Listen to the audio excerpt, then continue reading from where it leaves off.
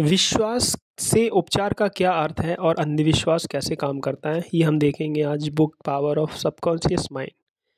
विश्वास से उपचार के तौर पर लोकप्रिय चिकित्सा पद्धति तथा बाइबल में वर्णित विश्वास के बीच काफ़ी अंतर है, जिसका मतलब आपके चेतन कॉन्शियस और अवचेतन सबकॉन्शियस के बीच विचारों के आदान प्रदान का ज्ञान है। विश्वास के माध्यम से उपचार करने वाले व्यक्ति को अवचेतन मन की शक्तियों तथा विश्वास की ताकत के बारे में वैज्ञानिक समझ नहीं होती है। वह ऐसा दावा कर सकता है कि उसके पास लोगों का उपचार करने की दिव्य शक्ति है और बीमार व्यक्ति ऐसे लोगों पर या उसकी शक्तियों पर अंधविश्वास की वजह से स्वस्थ हो सकते हैं।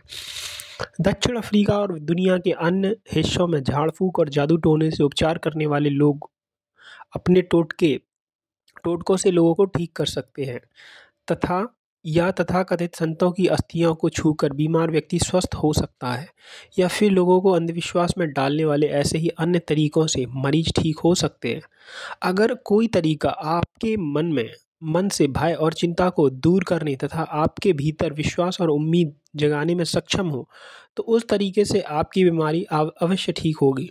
कई लोग सिर्फ अपनी उपचार प्रक्रिया को ही सही मानते हैं और इसके ज़रिए बीमारियों को ठीक करने का दावा करते हैं, किंतु इस अध्याय में पहले भी बताया जा चुका है कि ऐसे दावे सच नहीं हो सकते।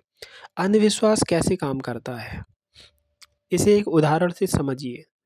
आपको याद होगा कि हमने स्विट्ज़रलैंड के चिकित्सक फ्रांस एंटन मैस्मर के बारे में चर्चा की थी। सन 1776 में उन्होंने दावा किया कि उन्होंने चुंबकों के स्पर्श के माध्यम से कई बीमार व्यक्तियों का उपचार किया।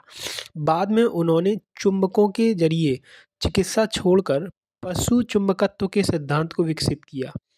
उनके अनुसार चुंबकीय गुणों वाला यह तरल पदार्थ पूरे ब्रह्मांड में व्याप्त था, लेकिन मानव शरीर में इसकी सक्रियता सबसे अधिक थी। उन्होंने दावा किया कि चुंबकीय गुणों वाला यह तरल पदार्थ उनके माध्यम से मरीजों के शरीर में प्रवाहित होता है और उन्हें स्वस्थ बनाता है।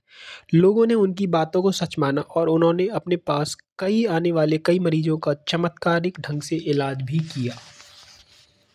भारत में मैस्मर पेरिस चले गए और वहाँ की सरकार ने उनके द्वारा किए गए उपचारों की जांच के लिए चिकित्सकों और वैज्ञानिक अकादमी के सदस्यों के साथ एक आयोग गठित किया।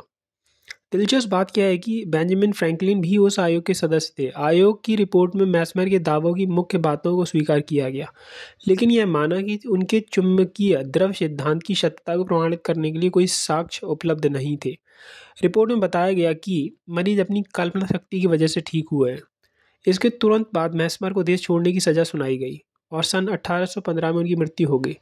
कुछ समय बाद मैनचेस्टर के डॉक्टर ब्रैड ने यह साबित कर दिखाया कि चुंबकीय तरल पदार्थ और डॉक्टर मैस्मर के उपचार के बीच कोई संबंध नहीं था। डॉक्टर ब्रैड ने अपनी जांच में पाया कि मरीजों को सुझाव के जरिए कृत्रिम निद्रावस्था की अवस्था तक पहुंचाया जा सकता है। इस दौरान मैस्मर के चुंबकीय उपचार की तरह कई आश्चर्यजनक परिणाम प्राप्त किए जा सकते हैं। अब आपकी अच्छी तरह समझ गए होंगे कि इस प्रकार के उपचार वास्तव में चेतन अवस्था में मरीजों की कल्पना शक्ति के साथ साथ उनके अवचेतन मन को स्वास्थ्य के लिए प्रभावशाली सुझावों का परिणाम थे। उन्हें अंधविश्वास की श्रेणी में रखा जा सकता है, क्योंकि उन दिनों किसी को यह जानकारी ही नहीं थी कि उपचार कैसे हो रहा है। तो इससे ये पता चलता है कि हमारी जो इमेजिनेशन है, अगर वो स्ट्रॉन्ग है हमारे लिए, तो वो कैसे हमारे बॉडी और माइंड को जो भी प्रॉब्लम्स है उन्हें ठीक कर सकती है।